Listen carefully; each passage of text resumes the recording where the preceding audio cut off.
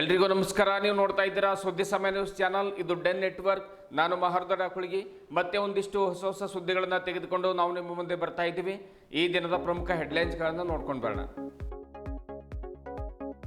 Mannalli police ಠಾಣೆ ವ್ಯಾಪ್ತಿಯ ಭಂಗೂರು ಗ್ರಾಮದ ಹತ್ತಿರ 84 ಕೆಜಿ ಗಾಂಜಾ ವಶಪಡಿಸಿಕೊಂಡ ಪೊಲೀಸರು. 41 ಲಕ್ಷ ಮೌಲ್ಯದ ಗಾಂಜಾ ಜೊತೆಗೆ ಒಬ್ಬ ಆರೋಪಿತನ ಬಂಧನ. 31 ಲಕ್ಷ ಮೌಲ್ಯದ ಮುದ್ದೆಮಾಲು ವಶ. 3 ಜನ ಅಂತಾರಾಜ್ಯ ಕಳ್ಳರ ಬಂಧನ. ಎಸ್ಪಿ ಪ್ರದೀಪ್ ಕುಂಟಿ. ವ್ಯಾಪಕ ಭ್ರಷ್ಟಾಚಾರ ಎಸಗಿದ ಭಾಲ್ಕಿ ಪುರಸಭೆ ಮುಖ್ಯಾಧಿಕಾರಿ ವಿರುದ್ಧ ಕ್ರಮ ಜರುಗಿಸಿ ಪಾಂಡುರಂಗ್ ಕನ್ಸೆ. ನಗರದ ಪತ್ರಿಕಾಗೋಷ್ಠಿಯಲ್ಲಿ ಆಗ್ರಹ. ದೇವಸ್ಥಾನದ ಹಣ ಮತ್ತು ಕಸದ ಬುಟ್ಟಿಯಲ್ಲೂ ಭ್ರಷ್ಟಾಚಾರ ನಡೆದಿದೆ ಎಂದು ಗಂಭೀರ ಆರೋಪ. ಕರ್ನಾಟಕ ಕಾಲೇಜು ವತಿಯಿಂದ ಗಾದಗಿಯಲ್ಲಿ ಎನ್ಎಸ್ಎಸ್ ಶಿಬಿರ ಆಯೋಜನೆ. ಸೇವೆ ಎಂಬುದು ಕೇವಲ ಕರ್ತವ್ಯವಲ್ಲ, ಅದು ಸಂಸ್ಕಾರವಾಗಿದೆ. ಸತೀಶ್ ಪಾಟೀಲ್. ಎನ್ಎಸ್ಎಸ್ ಬದುಕಲು ಕಲಿಸುತ್ತದೆ. ವಿಜಯಕುಮಾರ್ ಆನಂದೆ. ಇಂದಿನ ಒಂದಿಷ್ಟು ವಾರ್ತೆಗಳ ವಿವರಗಳನ್ನು ನೋಡ್ಕೊಂಡು ಬರೋಣ. 4 ಚೀಲಗಳಲ್ಲಿ ಬರೋಬ್ಬರಿ ಸಿಕ್ಕಿದ್ದು 42 ಪಾಕೆಟ್ ಗಾಂಜಾ. ಮನ್ನಳ್ಳಿ ಪೊಲೀಸ್ ಠಾಣೆ ವ್ಯಾಪ್ತಿಯ ಭಂಗೂರು ಗ್ರಾಮದ ಹತ್ತಿರ ಹೈದರಾಬಾದ್ ಮುಂಬೈ ಹೈವೇ ರೋಡಿಗೆ ಇರುವಂತಹ ಸರ್ವಿಸ್ ರಸ್ತೆ ಬದಿಯಲ್ಲಿ ಸುಮಾರು 42 ಲಕ್ಷ ಮೌಲ್ಯದ ಒಟ್ಟು 84 ಕೆಜಿ 670 ಗ್ರಾಂ ಗಾಂಜಾವನ್ನು ವಶಪಡಿಸಿಕೊಂಡು ಒಬ್ಬ ಆರೋಪಿತನನ್ನು ಬಂಧಿಸಿ ನ್ಯಾಯಾಂಗ ಬಂಧನಕ್ಕೆ ಕಳುಹಿಸಲಾಗಿದೆ ಎಂದು ಜಿಲ್ಲಾ ಪೊಲೀಸ್ ಅಧೀಕ್ಷಕರಾದ ಪ್ರದೀಪ್ ಕುಂಟಿ ತಿಳಿಸಿದರು. ನಗರದ ಎಸ್ಪಿ ಕಚೇರಿಯ ಒಂದು ಆವರಣದಲ್ಲಿ ಕರೆದಿರುವಂತಹ ಸುದ್ದಿಗೋಷ್ಠಿಯನ್ನು ಉದ್ದೇಶಿಸಿ ಮಾತನಾಡಿರುವಂತಹ ಅವರು, ಹೈದರಾಬಾದ್ನಿಂದ ಪೂನಾ ಕಡೆಗೆ ಗಾಂಜಾ ಮಾರಾಟ ಮಾಡಲು ಒಯ್ಯುತ್ತಿರುವುದಾಗಿ ಆರೋಪಿ ಮಾಹಿತಿಯನ್ನು ಕೊಟ್ಟಿದ್ದಾನೆ. ಒಬ್ಬ ಆರೋಪಿ ತಪ್ಪಿಸಿಕೊಂಡಿದ್ದು ಹುಡುಕಾಟ ಕೂಡ ನಡೆದಿದೆ. ಮನ್ನಳ್ಳಿ ಪೊಲೀಸ್ ಠಾಣೆಯಲ್ಲಿ ಪ್ರಕರಣ ದಾಖಲಾಗಿದ್ದು ಯಶಸ್ವಿ ಕಾರ್ಯಾಚರಣೆ ಮಾಡಿ ಗಾಂಜಾ ವಶಪಡಿಸಿಕೊಂಡು ಆರೋಪಿಗೆ ಬಂಧನ ಮಾಡಿದ್ದ ಅಧಿಕಾರಿಗಳ ಹಾಗೂ ಸಿಬ್ಬಂದಿಗಳಿಗೆ ಶ್ಲಾಘಿಸಲಾಗಿದೆ ಎನ್ನುವಂಥ ಮಾತನ್ನು ಕೂಡ ಪ್ರದೀಪ್ ಕುಂಟಿ ಅವರು ಹೇಳಿದರು. ಇನ್ನು ಕಮಲ್ನಗರ್ ಪೊಲೀಸ್ ಠಾಣೆ ವ್ಯಾಪ್ತಿಯಲ್ಲಿ ಬರುವಂತಹ 3 ಜನ ಅಂತಾರಾಜ್ಯ ಕಳ್ಳರನ್ನ ಬಂಧಿಸಿ ಆರೋಪಿಯ ವಶದಿಂದ ಸುಮಾರು 320 ಗ್ರಾಂ ಬಂಗಾರದ ಆಭರಣಗಳು, 690 ಗ್ರಾಂ ಬೆಳ್ಳಿಯ ಆಭರಣಗಳು ಮತ್ತು ಇತರೆ ವಸ್ತುಗಳು ಸೇರಿದಂತೆ ನಗದು ಹಣ 5,000 ರೂಪಾಯಿ ಹಾಗೂ ಕೃತ್ಯಕ್ಕೆ ಬಳಸಿದ ಒಂದು ಟಾಟಾ ವಿಸ್ಟಾ ಕಾರ್, ಹೀಗೆ ಒಟ್ಟು 32 ಲಕ್ಷ ರೂಪಾಯಿ ಮೌಲ್ಯದ ಮುದ್ದೆ ಮಾಲನ್ನ ಜಪ್ತಿ ಮಾಡಿ 3 ಜನ ಆರೋಪಿಗಳನ್ನು ನ್ಯಾಯಾಂಗ ಬಂಧನಕ್ಕೆ ಕಳುಹಿಸಲಾಗಿದೆ ಎಂದು ಎಸ್ಪಿ ಪ್ರದೀಪ್ ಕುಂಟಿ ಮಾಹಿತಿ ನೀಡಿದ್ದಾರೆ. ರಾಜ್ಕುಮಾರ್ ಪಾಟೀಲ್ ಮದನೂರು ಇವರ ದೂರಿನ ಮೇರೆಗೆ ಜಾಡ ಹಿಡಿದು ಹೊರಟ ಪೊಲೀಸರು ಯಶಸ್ವಿ ಕಾರ್ಯಾಚರಣೆ ಕೂಡ ನಡೆಸಿದ್ದಾರೆ. ಕಮಲ್ನಗರ್ ಪಟ್ಟಣದ ಎಪಿಎಂಸಿ ಮಾರ್ಕೆಟ್ ಹತ್ತಿರ ಇರುವಂತಹ ತಮ್ಮ ಮನೆಯ ಬೀಗವನ್ನು ಮುರಿದು ಮನೆಯಲ್ಲಿ ಪ್ರವೇಶ ಮಾಡಿ ಕಪಾಟಿನ ಲಾಕ್ ಅನ್ನು ಮುರಿದು ಅದರಲ್ಲಿದ್ದ ಒಟ್ಟು 320 ಗ್ರಾಂ ಬಂಗಾರದ ಆಭರಣಗಳು, 690 ಗ್ರಾಂ ಬೆಳ್ಳಿ ಆಭರಣಗಳನ್ನು ಹಾಗೂ ಇತರೆ ವಸ್ತುಗಳನ್ನು ವಶಪಡಿಸಿಕೊಳ್ಳಲಾಗಿದೆ ಎನ್ನುವಂತಹ ಮಾತನ್ನು ಕೂಡ ಅವರು ಹೇಳಿದರು.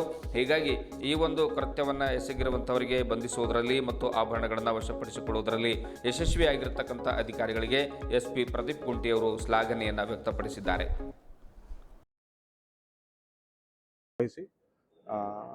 ಒಂದು ಗಾಡಿಯನ್ನು ಇಂಟರ್ಸೆಪ್ಟ್ ಮಾಡಿದ್ದೇವೆ ನಾವು. ಆ ಗಾಡಿಯಲ್ಲಿ ಸುಮಾರು 84 ಕಿಲೋಸ್ ಆಫ್ ಗಾಂಜಾ, 84 ಕಿಲೋ ಗಾಂಜಾವನ್ನು ಸಾಗಣೆ ಮಾಡಬೇಕು, ಹೈದರಾಬಾದಿಂದ ಮಹಾರಾಷ್ಟ್ರಕ್ಕೆ ಸಾಗಣೆ ಮಾಡಬೇಕಂತ ಪ್ರಯತ್ನ ಮಾಡುವಾಗ ನಾವು ಇಂಟರ್ಸೆಪ್ಟ್ ಮಾಡಿ ರೈಡ್ ಮಾಡಿ NDPS ಪ್ರಕರಣ ದಾಖಲೆ ಮಾಡಿದ್ದೇವೆ. 2 ಆರೋಪಿಗಳಿದ್ದರು. ಒಬ್ಬನು ಸಿಕ್ಕಿದ್ದಾನೆ, ಇನ್ನೊಬ್ಬನು ಓಡಿ ಹೋಗಿದ್ದಾನೆ. ಅವನಿಗೆ ಕೂಡ ಅತಿ ಶೀಘ್ರದಲ್ಲೇ ನಾವು ಹಿಡಿತೇವೆ. ಈಗಾಗಲೇ ನಾವು ಹಲವಾರು ಬಾರಿ ಹೇಳಿದ್ದೇವೆ, ನಾವು ಜಿಲ್ಲೆಯಲ್ಲಿ ಗಾಂಜಾ ಸಾಗಣೆ ಮಾಡ್ಬೋದು, ಪೊಲೀಸರು ಕದ್ದು ಮುಚ್ಚಿ ಸಾಗಣೆ ಮಾಡ್ಬೋದು ಅಂತ ಪ್ರಯತ್ನ ಮಾಡ್ತಿರೋ ಎಲ್ಲರ ಮೇಲೂ ನಾವು ನಿಗಾ ವಹಿಸಿದ್ದೇವೆ ಅಂತ ಹೇಳಿದ್ದೇವೆ. ಸೊ ಹೇಳಿದಂಗೆ ನಾವು ಹಿಡ್ಕೊಳ್ತಾ ಇದ್ದೇವೆ ಕೂಡ. ಜಿಲ್ಲೆಯಲ್ಲಿ ಯಾವುದೇ ರೀತಿಯ ಮಾದಕ ವಸ್ತುಗಳ ಸಾಗಣೆಗೆ ನಾವು ಆಸ್ಪದ ನೀಡಲ್ಲ ಅಂತ ಮತ್ತೊಂದು ಸರಿ ನಾವು ಹೇಳ್ತಾ ಇದ್ದೇವೆ. 3 ಆರೋಪಿಗಳು. ಎಸ್. 10ನೇ ತಾರೀಕು Kamalnagar police station limits APMC market ಹತ್ತಿರ ಇರುವ ಒಂದು ರಾಜ್ಕುಮಾರ್ ಅನ್ನುವರ ಒಂದು ಮನೆಯಲ್ಲಿ ನೈಟ್ ಕಳ್ಳತನ ಆಗಿದೆ. ಸುಮಾರು 320 ಗ್ರಾಮ್ ಗೋಲ್ಡ್ ಪ್ಲಸ್ 690 ಗ್ರಾಮ್ ಬೆಳ್ಳಿ ಪ್ಲಸ್ 1 ಲಕ್ಷ ರೂಪಾಯಿ ಕ್ಯಾಶನ್ನು ಅವರು ಕದ್ದುಕೊಂಡು ಪರಾರಿಯಾಗಿದ್ದು ನಮ್ಮ ಗಮನಕ್ಕೆ ಬಂದಿರುತ್ತದೆ. ತಕ್ಷಣ ನಾವು ಪ್ರಕರಣವನ್ನು ದಾಖಲಿಸಿಕೊಂಡು ತನಿಖೆ ಮಾಡಿದ್ದೇವೆ. ನಾವು ತನಿಖೆ ಮಾಡುವಾಗ ನಮ್ಮ AE ಕಮಾಂಡ್ ಸೆಂಟರ್ ಮುಖಾಂತರ ಆ ಟೈಮಲ್ಲಿ ಅಲ್ಲಿ ಓಡಾಡಿದ ವೆಹಿಕಲ್ಸು ಡೀಟೇಲ್ಸ್ ನಾವು ಪತ್ತೆ ಮಾಡಿ ಆರೋಪಿಗಳ ಗುರುತು ಪತ್ತೆ ಹಿಡಿದು ನಾವು ಮಹಾರಾಷ್ಟ್ರಕ್ಕೆ ಹೋಗಿ ಅಲ್ಲಿಂದ 3 ಆರೋಪಿಗಳನ್ನು ನಾವು ದಸ್ತಗಿರಿ ಮಾಡಿ ಅವರ ಕಡೆಯಿಂದ 100% ರಿಕವರಿ ಮಾಡಿ 320 ಗ್ರಾಮ್ ಗೋಲ್ಡು, 690 ಗ್ರಾಮ್ ಬೆಳ್ಳಿ ಎಲ್ಲ ನಾವು ರಿಕವರಿ ಮಾಡಿದ್ದು ಅಂತ ಹೇಳಕ್ಕೆ ನಾವು ಇಷ್ಟಪಡ್ತಾ ಇದ್ದೇವೆ. ಆ್ಯಂಡ್ 1 ಲಕ್ಷ ರೂಪಾಯಿ ದುಡ್ಡಿನಲ್ಲಿ 5,000 ರಿಕವರಿ ಮಾಡಿ ಮಿಕ್ಕಿದ ಎಲ್ಲ ದುಡ್ಡನ್ನು ಅವರು ಖರ್ಚು ಮಾಡಿದ್ದಾರೆ ಅಂತ ಗೊತ್ತಾಯಿತು ನಮಗೆ. ಅವ್ರ ಕೃತ್ಯಕ್ಕೆ ಉಪಯೋಗಿಸಿರುವ ಕಾರನ್ನು ಕೂಡ ನಾವು ಜಪ್ತಿ ಮಾಡಿದ್ದೇವೆ. ಒಟ್ಟಿನಲ್ಲಿ 28,32,500 ರೂಪಾಯಿ ಮೌಲ್ಯದ ಪ್ರಾಪರ್ಟಿಯನ್ನು ಅವರು ಕದ್ದಿದ್ದಾರೆ. 27,31,000 ಸುಮಾರು ನಾವು ರಿಕವರಿ ಮಾಡಿದ್ದೇವೆ. ಆ್ಯಂಡ್ 4,05,000 ಬೆಲೆ ಬಾಳುವ ಒಂದು ಕಾರನ್ನು ಕೂಡ ನಾವು ಜಪ್ತಿ ಮಾಡಿ 3 ಜನರನ್ನು ನ್ಯಾಯಾಂಗ ಬಂಧನಕ್ಕೆ ಒಪ್ಪಿಸಿದ್ದೇವೆ. ಇವರು ಈ ಹಿಂದೆ ಕೂಡ ಮಹಾರಾಷ್ಟ್ರದಲ್ಲಿ ಕೆಲವು ಕಳ್ಳತನಗಳು ಮಾಡಿದ್ದಾಗಿ ನಮಗೆ ಗೊತ್ತಾಯಿತು. ಸೊ ಈ ಪ್ರಕರಣದಲ್ಲಿ ಒಳ್ಳೆಯ ಕೆಲಸ ಮಾಡಿದ್ದ ನಮ್ಮ ಕಮಲ್ ನಗರ್ ಸ್ಟಾಫ್ಗೂ, ಬಾಲ್ಕಿ ಸ್ಟಾಫ್ಗೂ ಆ್ಯಂಡ್ ಹೆಡ್ ಕ್ವಾರ್ಟರ್ಸ್ ಸ್ಟಾಫ್ಗೆ ಎಲ್ಲರಿಗೂ ಕೂಡ ನಾನು ಬೀದರ್ ಜಿಲ್ಲಾ ಪೊಲೀಸ್ ವತಿಯಿಂದ ನಾನು ಅಭಿನಂದನೆಗಳನ್ನು ತಿಳಿಸ್ತಾ ಇದ್ದೇನೆ. ಅದೇ ರೀತಿ ನಿನ್ನೆ ನೈಟು ಮನ್ನಳ್ಳಿದಲ್ಲಿ ಬಂಗೂರು ಬಾರ್ಡರ್ ಕಡೆ ನಮ್ಮ ಖಚಿತ ಮಾಹಿತಿ ಮೇರೆಗೆ ನಮ್ಮ ಮನ್ನಳ್ಳಿ ಪೊಲೀಸರು ಪ್ಲಸ್ ನಮ್ಮ 2024ರಿಂದ ಅಕ್ರಮವಾಗಿ ಭಾಲ್ಕಿ ಪುರಸಭೆ ಮುಖ್ಯಾಧಿಕಾರಿ ಹುದ್ದೆಯಲ್ಲಿರುವಂತಹ ಸಂಗಮೇಶ್ ಕಾರ್ಬಾರಿ ಅವರು ವ್ಯಾಪಕ ಭ್ರಷ್ಟಾಚಾರವನ್ನು ಎಸಗಿದ್ದು ಅವರ ವಿರುದ್ಧ ಕ್ರಮ ಜರುಗಿಸಬೇಕೆಂದು ಪುರಸಭೆ ಸದಸ್ಯ ಪಾಂಡುರಂಗ್ ಕನ್ಸೆ ಆಗ್ರಹ ಮಾಡಿದ್ದಾರೆ. ಬುಧವಾರ ನಗರದ ಜಿಲ್ಲಾ ಪತ್ರಿಕಾ ಭವನದಲ್ಲಿ ಕರೆದ ಸುದ್ದಿಗೋಷ್ಠಿಯನ್ನು ಉದ್ದೇಶಿಸಿ ಮಾತನಾಡಿರುವಂತಹ ಅವರು ಕಳೆದ 2 ವರ್ಷಗಳಿಂದ ಪಟ್ಟಣದಲ್ಲಿ ಅಕ್ರಮವಾಗಿ ಲೇಔಟ್ಗಳ ಕಾಮಗಾರಿ ನಡೀತಾ ಇದೆ. ಅದರಲ್ಲೂ ಸಹ ವ್ಯಾಪಕ ಭ್ರಷ್ಟಾಚಾರ ಜೋರಾಗಿ ನಡೀತಾ ಇದೆ.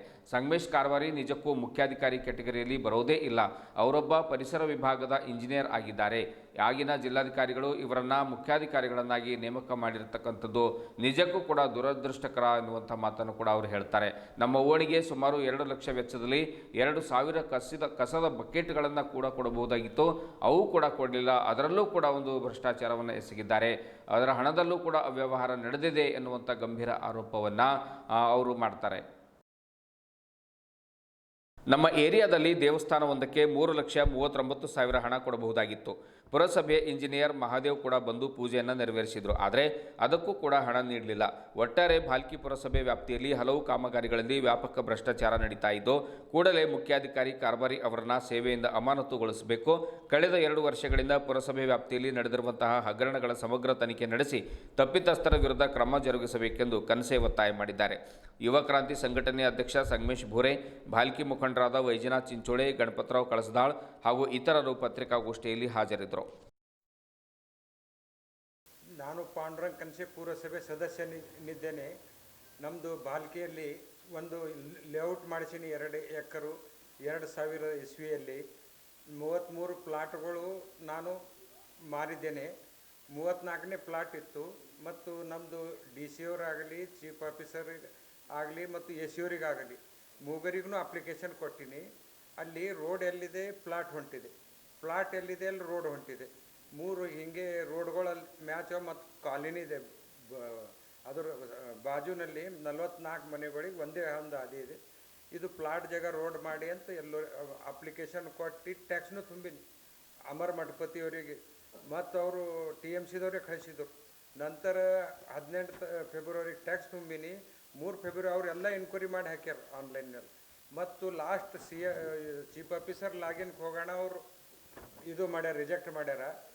ಒಳಗೆ ಅವ್ರದ್ದು ಬೇಡಿಕೆ ಇತ್ತು ನನಗೆ, ನೀವು ಏನಾರ ಪ್ಲಾಟ್ ಹೆಚ್ಚಿಗೆ ಆಗ್ಲತ್ತದು 15 ಮೀಟ್ರು ರೊಕ್ಕ ಕೊಡ್ಬೇಕಂದ್ರೆ ನಾನು ಡೈರೆಕ್ಟ್ ಕೊಡ್ತೀನಿ, ಹಿಂಗೆ ಬೇರೆಯವ್ರಿಗೆ ಕೊಡಲ್ಲ ಅಂತ ಅಂದಿದ್ಮೇಲೆ 1 ಲಕ್ಷ ರೂಪಾಯಿ ಬೇಡಿಕೆ ಇಟ್ಟರು, ರಿಜೆಕ್ಟ್ ಮಾಡ್ಯಾರ. ಮತ್ತೊಂದು ಏನದ, ಇದು ನಮ್ಮ ಮನಿದ್ನೂ ಹಾಕಿದೆವು. ಈಗ ನಿಮಗೆ ಡಾಕ್ಯುಮೆಂಟ್ ಕೊಟ್ಟಿನಿ ಎಲ್ಲ, ಮನಿದ್ನೂ ಎಲ್ಲ ಕನ್ಸ್ಟ್ರಕ್ಷನ್ ಪರ್ಮಿಷನ್ ಇದೆ, ಎಲ್ಲ ಇದೆ. ಅದೂ ಆಗೋ ದಿನ ಬೇಕಂತ ಇದ್ರದ್ದು ಸಿಟ್ಟಿನಲ್ಲಿ ಅದನ್ನು ರಿಜೆಕ್ಟ್ ಮಾಡ್ಯಾರ. ಮತ್ತು ಅವ್ರಿಗೆ ನಾ ಕೇಳಕ್ಕೆ ಹೋಗಿದ್ದ, ರಿಜೆಕ್ಟ್ ಯಾಕೆ ಮಾಡಿರಿ ಸರ್, ಕಾರಣ ಕೊಡ್ರಿ. DC ಅವ್ರಿಗೆ ಕೊಟ್ಟಿದ್ದ, AC ಅವ್ರಿಗೆ ಕೊಟ್ಟಿದ್ದ, ಎಣಿಸ್ಲಾಗ ಭೀ ಬಂದಿಲ್ಲ ಅಂತ ಅಂದಿದ್ಮೇಲೆ ಇಬ್ಬರದು ಮಾತೇನು ಸ್ವಲ್ಪ ಅವರೇ ನಾ ಕೌನ್ಸಿಲರ್ ಇದ್ದವ್ರು ಏಕವಚನಲ್ಲಿ ಅವರೇ ನನಗೆ ಬೈದು. ಮತ್ತು ನನ್ನ ಮುಂದೆ ಪೊಲೀಸ್ ಸ್ಟೇಷನ್ ಫೋನ್ ಮಾಡಿ ಅಲ್ಲಿ ನಾ ಅವರಿಗೆ ತಾಯಿಗೆ ರಂಡಿ ಮಗ ಅಂತಂದಿನಂತ ಹಂಗೆ ಸುಳ್ಳು ಕೇಸ್ ಅವರು ಇದು ಮಾಡ್ಯಾರ. ನಮ್ಮಲ್ಲಿ ವಿಡಿಯೋ ಪ್ರೂಫ್ನೂ ಅದ, ನಿಮಗೆ ತೋರಿಸ್ತೀನಿ ಹಿಂದಿಂದು. ಇದು ಏನು ಬಾಲ್ಕಿದಾಗ ಏನು ನಡೆದೋದು, ಇದು ಕಾರಣ ಇಲ್ಲದೆ ಕೇಸ್ ಮಾಡಿ ಹರಾಸ್ಮೆಂಟ್ ಮಾಡೋದು. ಯಾಕಂದ್ರೆ ಇದು ಎಲ್ಲ ಯಾಕಾಗ್ಯದ ಅಂದರು, ನಾ ಕೌನ್ಸಿಲರ್ ಇದ್ದಾಗ ಒಂದು 2 ಲಕ್ಷ ರೂಪಾಯಿ ಬಕೆಟ್ ಸೆಲೆಕ್ಟ್ ಫಂಡ್ ಇಟ್ಟಿದ. ಸೇವೆ ಮಾಡುವುದು ಕೇವಲ ಕರ್ತವ್ಯವಲ್ಲ, ಅದು ನಮ್ಮ ಸಂಸ್ಕಾರ ಕೂಡ ಆಗಿದೆ. ವಿದ್ಯಾರ್ಥಿ ದಶೆಯಲ್ಲಿ ನಾವು ಮಾಡುವಂತಹ ಈ ಚಿಕ್ಕ ಚಿಕ್ಕ ಸೇವೆಗಳು ಮುಂದೊಂದು ದಿನ ನಮ್ಮನ್ನು ಒಬ್ಬ ಜವಾಬ್ದಾರಿಯುತ ಪ್ರಜೆಯನ್ನಾಗಿ ರೂಪಿಸುತ್ತವೆ ಎಂದು ಕರ್ನಾಟಕ ರಾಷ್ಟ್ರೀಯ ಶಿಕ್ಷಣ ಸಂಸ್ಥೆಯ ಕಾರ್ಯದರ್ಶಿ ಸತೀಶ್ ಪಾಟೀಲ್ ಅವರು ಬಹಳ ಮಾರ್ಮಿಕವಾಗಿ ತಿಳಿಸಿದರು. ಕರ್ನಾಟಕ ಕಲಾ ವಿಜ್ಞಾನ ಹಾಗೂ ವಾಣಿಜ್ಯ ಮಹಾವಿದ್ಯಾಲಯ ವತಿಯಿಂದ ತಾಲೂಕಿನ ಗಾದಗಿ ಗ್ರಾಮದಲ್ಲಿ ಹಮ್ಮಿಕೊಂಡ ರಾಷ್ಟ್ರೀಯ ಸೇವಾ ಯೋಜನೆ ಕಾರ್ಯಕ್ರಮದ ಅಧ್ಯಕ್ಷತೆಯನ್ನು ವಹಿಸಿ ಮಾತನಾಡುತ್ತಾರೆ. ನಾವೆಲ್ಲರೂ ಸೇರಿ ನಮ್ಮ ಸಮಾಜದ ಏಳಿಗೆಗಾಗಿ ಮತ್ತು ಸದೃಢ ಭಾರತದ ನಿರ್ಮಾಣಕ್ಕಾಗಿ ಶ್ರಮಿಸೋಣ ಎಂದು ಹೇಳಿದರು. ಎಪಿಎಂಸಿ ಮಾಜಿ ಅಧ್ಯಕ್ಷರಾದ ವಿಜಯಕುಮಾರ್ ಆನಂದೇವರು ಕೂಡ ಈ ಸಂದರ್ಭದಲ್ಲಿ ಮಾತನಾಡ್ತಾರೆ.